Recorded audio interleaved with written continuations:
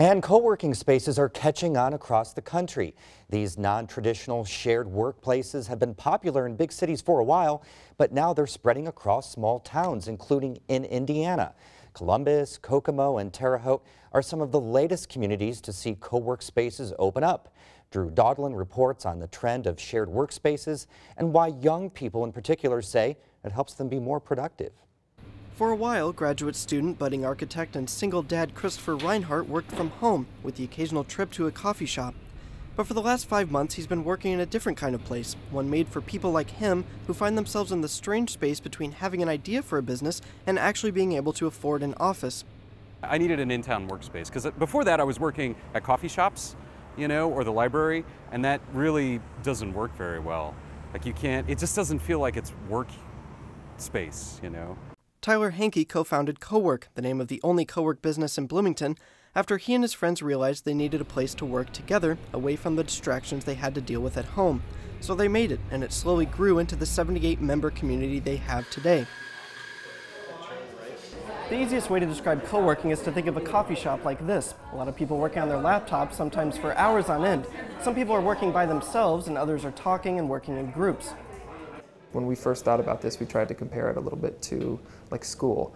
You have classes with all of your friends, but you don't necessarily make your friends in class. You make your friends at lunch and at recess. So we try to create other opportunities for people to meet both digitally and in person, so that then they understand each other's strengths and then can collaborate sometimes.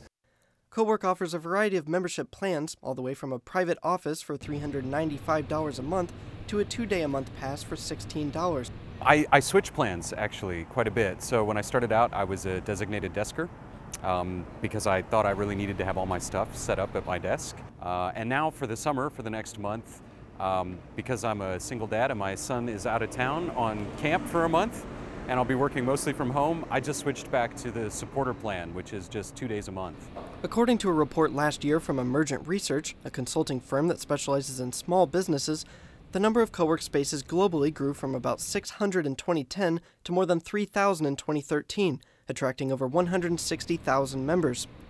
Hankey says Cowork's members represent a wide range of ages, but that most are in their 30s. Because of advances in technology, many people today can work from virtually anywhere, and Hankey says that could really benefit small towns like Bloomington. Quality of life here is we think it's unparalleled, but it's not always easy to find a job here. So I think that the more members we have, the stronger our community comes, and the more likely we're going to be able to be to sort of recruit and retain those people.